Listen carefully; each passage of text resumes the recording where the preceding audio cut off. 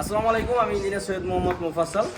তো আজকে আমরা একটা সাইট ভিজিটে এসেছি এবং সাইট ভিজিটে এসে আমরা যেই একটা বিষয় লক্ষ্য করলাম সেটা আমি আপনাদেরকে দেখানোর চেষ্টা করছি এবং এটা দেখানো খুব বেশি প্রয়োজন এই কারণ হচ্ছে আমরা যখন ছাদ ঢালাই দিই, আমি বারবারই আপনাদেরকে বলি যখন আমরা ছাদ ঢালাই দিব তখন হচ্ছে ছাদের যেই ম্যাটেরিয়ালসটা আমরা ঢালাই ম্যাটেরিয়ালসটা ব্যবহার করব, ওই ঢালাই ম্যাটেরিয়ালসটার মিক্সিং যেন ভালো হয় এবং সর্বশেষ ম্যাটেরিয়ালসটা ঢালাই মিক্সচার মেশিনের মধ্যে দেওয়ার পরে কমপক্ষে 12টা ঘুল্লি দিবেন আপনার ওই মেশিন।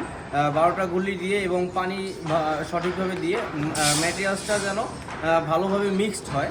মিক্সড যদি না হয় তাহলে কি সমস্যা হতে পারে এবার আমার সাথে দেখেন।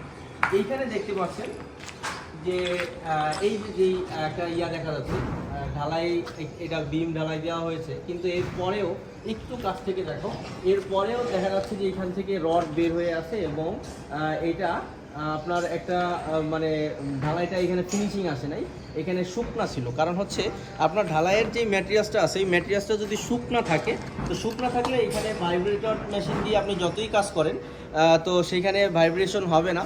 তো সেই ক্ষেত্রে ভাইব্রেশন সঠিকভাবে না হবে এবং আপনার এই ধরনের ফাঁকা ফাঁকা থেকে যাবে, এটা ভয়েড থেকে যাবে। তো এই ভয়েডটা যদি থেকে যায় সেক্ষেত্রে সমস্যাটা হচ্ছে, এখানে দেখতে পাচ্ছেন একটু জুম করে দেখো, এখানে এই বিমের যে রিংয়ের রডগুলো আছে এই রডগুলো বের হয়ে গেছে। তো এইটা হচ্ছে আমাদের সঠিক সুপারভিশন না করার কারণে, এই প্রজেক্টে যে ইঞ্জিনিয়ার ছিল দায়িত্বশীল তার সঠিক সুপারভিশন না করার কারণে হচ্ছে এই প্রবলেমটা এখানে হয়েছে।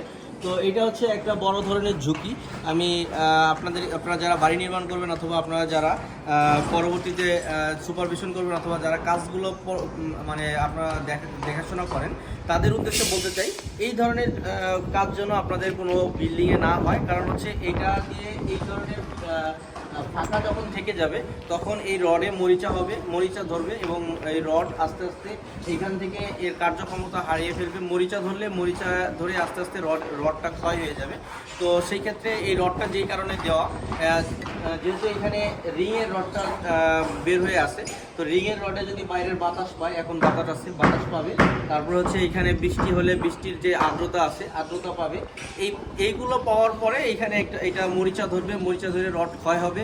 আস্তে আস্তে এটা বড় ধরনের ঝুঁকির মধ্যে যাবে। কারণ হচ্ছে রিংটা যখন ক্ষয় হয়ে যাবে তখন দেখবেন যে ভূমিকম্পের জন্য আমাদের যেই কারণে অ্যাকচুয়ালি এই রিংগুলো দেওয়া হয়, এই বিমের যে স্টিরাপগুলো দেওয়া হয়, সেই কারণটা আমাদের যখন ভূমিকম্প হবে তখন এটা মানে এই রিং যদি সাপোর্ট না দিতে পারে তখন আমাদের বিল্ডিংয়ে ক্র্যাক ধরার সম্ভাবনা থাকবে। তো এইটা আমরা অবশ্যই খেয়াল রাখবো এবং আমাদের কাজের সময় আমরা অবশ্যই আমাদের এই ধরনের যেন ভয়েড অথবা এই ধরনের ফাঁকা জায়গা না থাকে এই বিষয়টা অবশ্যই খেয়াল রাখবো। আর এটা হচ্ছে কাজের গাফিলতি এবং এটা হচ্ছে আমাদের যখন লেবাররা কাজ করে, আপনাদের প্রজেক্টে যখন লেবাররা কাজ করে তখন তাদেরকে অবশ্যই বলে দিবেন এবং প্রয়োজনে এই জিনিসটা আপনারা তাদেরকে দেখাবেন। এই ধরনের ফুটা এবং এই ধরনের ভয়ের জন্য না থাকে আপনার কোনো অংশে, বিমে অথবা ছাদে কোনো অংশের জন্য এই ধরনের ছিদ্র না থাকে। আর এটার মূল কারণ হয়েছে এটা হচ্ছে ঢালাইয়ের সময় আপনার হচ্ছে মিক্সিং যেই কাজটা, মিক্সচার মেশিনের যেই কাজটা ওটা সঠিকভাবে হয় নাই। ওইখানে আমাদের যে লেবাররা কাজ করে, যখন লেবাররা ওরা দ্রুত এক বাকেট ঢালাই ছেড়ে দিতে পারলে ওরা আরেক বাকেট তৈরি করতে পারে। ওরা হচ্ছে যত দ্রুত কাজ শেষ করে চলে যেতে পারে তত দ্রুত ওদের হচ্ছে মানে ওরা হচ্ছে ফ্রি হয়ে যায়। তো এই বিষয়গুলো খেয়াল রাখবেন এবং ওদের কাছে দাঁড়িয়ে থেকে একজন লোক দিয়ে অবশ্যই তদারকি করাবেন যেন এইভাবে আপনার ভবন ঝুঁকির মধ্যে না পড়ে। তো অসংখ্য ধন্যবাদ আজকে আমাদের সাথে থাকার জন্য।